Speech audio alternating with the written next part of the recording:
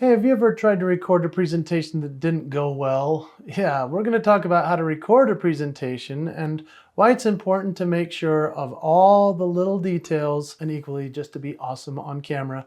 And so, have you tried to record a presentation lately? I've got some cool tips and tricks. I've been at this for a quarter of a century, but it's only been the last few years that I've focused on recording a lot of it. And there are some people that I'm going to refer you to that you can use for your next presentation, as well as ways that you can set yourself up for success. My name is Jason Hewlett. Thanks for joining me.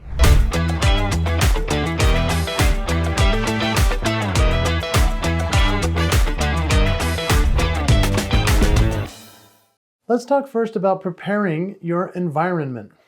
Now think about just this video in and of itself. I'm going to pull the curtain back just a little bit. I want you to look at the setting where I am right now. You can see that there's a nice backdrop, right? The blue wall, it looks nice. Hey, there's some pictures back there, some rhinos. There's all kinds of cool stuff, right? Then there's also light, isn't there? There's light coming this way. There's light coming from back here. There's also, just so you can't even see it, but there's a mic right above my head. And guess what? That's not even the mic that's capturing this. It's the mic coming from right here. In fact, that's the just in case mic. This is the mic that we're using. And I have a professional director here, and we have a team here that's making this possible. And so when you think about recording something, I want you to think about all the aspects that go into the behind the scenes. And in fact, you can't even see it because it's out of the shot. I have my notes right here. You see that? So we've prepared the environment so that I can deliver something of great content and value to you. And you don't even need to think about it for yourself as you're watching, because you're just part of the audience and just sitting there like, scrolling through YouTube and watching videos on how to record a presentation. Well, I want you to think about the fact that you need to consider a lot of aspects in order to make it right. So consider your environment. Consider how quiet it is. You see, if the lawnmower starts going outside, we have to either adjust or stop and wait for that to happen. If a jet flies by, those types of things matter. So think about your environment. Is a baby crying in the background? Is there a cat meowing at your feet? All those things matter. So what is your environment? Choosing the right location is really essential.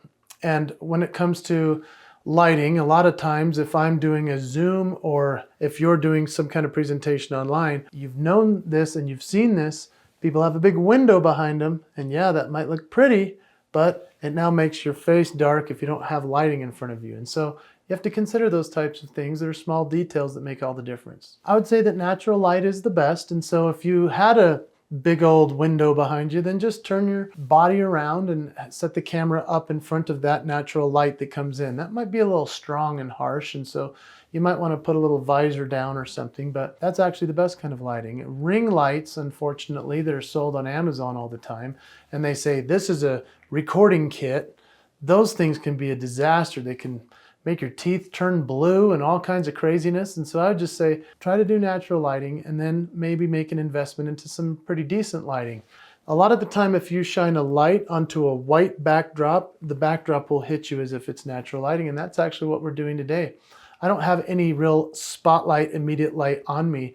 The light is actually shooting towards you, and it's a reflection off of a white wall. Isn't that cool? I also would recommend you check your background and keep it tidy.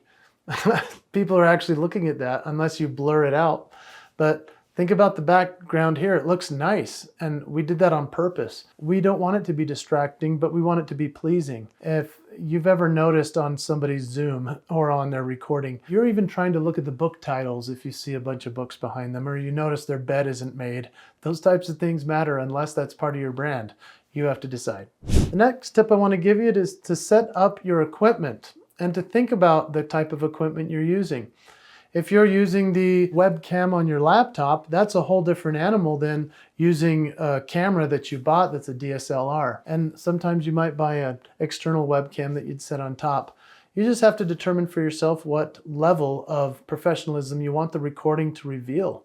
And really the challenge with using a nice digital camera has to match up with your voice. Sometimes the audio can have what's called audio latency. And so making sure all of those things match up is really important. What I've found recently that was not necessarily better than the DSLR cameras that I've purchased, and I've spent tens of thousands of dollars on great cameras and microphones, but I found something that works really well for me. It's the new Mac computer, and it's a MacBook Pro, and it's the M3 chip. Now, by the time you see this video, maybe down the road, years from now, you'd be like, haha, the M3, so old.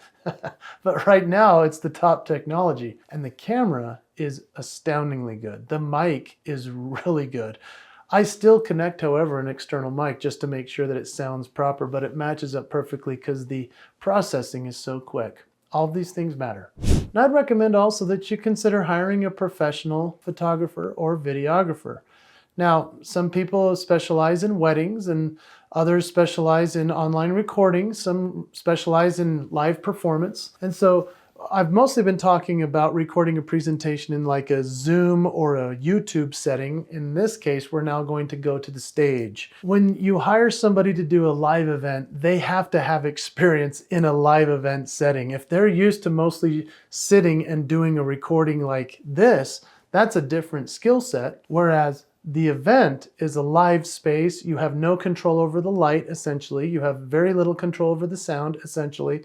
And so you have to have somebody that's an absolute pro who can come in and adjust and knows their camera settings and can get the right angles for you. And all of the different pieces, there are some people that are very good at this. And specifically, these are friends of mine that live in the state of Utah, where I live. And I've helped them with their careers, and so they've also helped me with some of the best videos that I've had.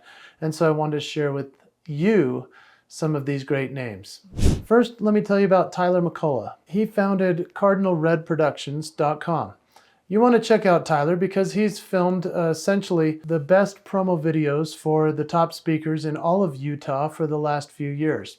He's been a dear friend for a long time, and Tyler is one of the best there is. Not only is he great on site, but he's also a professional. He'll travel anywhere in the world for you. In fact, he's been around the world in the last month filming different presentations and speakers as well as companies for their promo videos. Check out CardinalRedProductions.com. Another guy I really highly recommend is Jordan Gibby. Now, Jordan doesn't have a website at this moment, but what I want you to know is you can find him on LinkedIn. And Jordan Gibby might be the best person I've ever worked with in terms of video creation from my office. Yeah, so he's the guy that helped me get through the pandemic because I did not know how to connect my nice cameras into my computer. I hadn't gotten that far. So he helped me to purchase the correct software and hardware that I needed, and then we created something that was spectacular for my office. Jordan is not only great at that type of recording, but he's also amazing at doing online courses, as well as in-person events where it also needs to be live streamed. So go find Jordan Gibby on LinkedIn. The other guy I want to tell you about is Nick Sales. Now, Nick Sales is jumping into the speaking industry as a guy that can provide a great promo reel for somebody, but he hasn't had his history there. What he's been doing for a long time, actually, is cinematic filmmaking for music acts.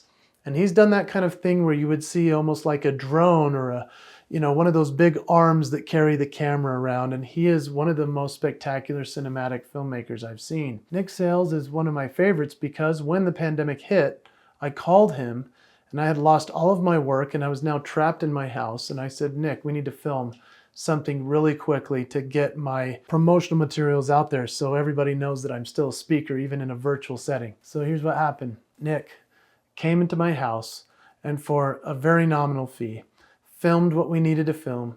And I've made over 100 times what it cost because of that great video. So you can find him at aviumfilms.com. And at Avian Films, I hope that you'll consider working with Nick and any of these great videographers that I've talked about. But when it comes to recording a presentation, it's so essential that you hire the right pro. Let's talk now about planning out your content. Before you record a presentation, you want to make sure that you're not just meandering around in a presentation. You want to have something very structured. So when you do make the investment of bringing a videographer in or a film crew in, you want to make sure that you're going in the right direction, you're landing the points you want to land, and hopefully you have a chance to do it a couple of times. This can be something as a great investment in your career, and it will give you more opportunities in the future because your video is so well recorded. Now let's just say we're off the stage for a minute again, and while we're back in our office and we're just recording something from our computer or from a DSLR camera.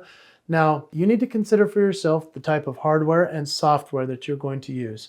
I know that when I record mine, I use what's called Ecamm, and Ecamm is a great solution for software with the Mac computer. I also use a Blackmagic Design ATEM switcher, which allows me to switch between computers as well as cameras, and a couple of other very cool things like a Rodecaster Pro for my music and for mixing and for my microphone. You can also use things like OBS Studio, you can use Zoom, and there are plenty of other practical and nominal software that are very, very great that have been worked on for the last few years, because a few years ago, this wasn't really a big deal, but now it's a huge thing and everybody needs it. I would also recommend that whether you're on stage or you're on camera like this and you're recording this presentation, what I would recommend is to say, think about enhancing visuals and engagement through the visuals you use. So it's one thing to just be a talking head while I'm here on this camera. It's another thing if we had slides and videos and overlays and nice different things, right? So you can see even on this video, we're doing lower thirds and overlays, and we had a promo video at the beginning when I introduced everything. You saw that. That's a nice part of the recording process. You can do that in real time or in post edit. But then on stage, you also need to consider your visual aids, your slides, your imagery, all of that makes a big difference. Now let's talk about post-production. Let's say you don't capture everything you need to in that recording of yourself, either at your desk or on a Zoom call or on stage. Post-production is where the magic really happens. A great editor can make you go from looking okay to looking like a movie star, and so they have their tricks and tools of the trade as well. But what I know is that by using something as simple as iMovie, I've been able to edit a lot of great things. In fact, my son has learned, and he's only 17 years old, he's learned how to use Final Cut Pro. He's had that for 5 years and he loves it. He can create an entire movie out of that sort of thing. There's also DaVinci and other types of programs that you can buy out there, but I would recommend you hire an editor so that you don't have to learn all of these things, and then they can make your recording that turned out pretty good, even spectacular. And from there, now you've recorded your presentation, what are you going to do with it? Don't let it sit on the hard drive. Don't let it just wait somewhere on your desktop. Oh man, you want to share it, distribute it, put it on YouTube, just like we're doing with this video for you. This took a big team to create this video, to make it look and sound right. And so we have distributed it. It's on YouTube, yeah, but there's other places you can put these types of things. Maybe you can sell your presentation. Wherever you want to put your recording, it will help you to get the next opportunity for yourself as long as the recording is a good one. What I'd love for you to do, if you would, is to join me in a community that we've created for speakers like yourself that are looking to improve, but also to find out some of the tips and tricks of the trade. If you're looking to lift off your career and to make it as a speaker, but equally to know how to get the best out of every recording, to have the connections with the right people, I hope that you'll check out liftofflab.com. That's a community that my partner Cheryl Knowlton has created with me. And this is some of the best speakers in the world combined with speakers that are brand new, and we're all sharing information about how we can get better as speakers. So go check out liftofflab.com, and I'm excited to see you on your next great recording.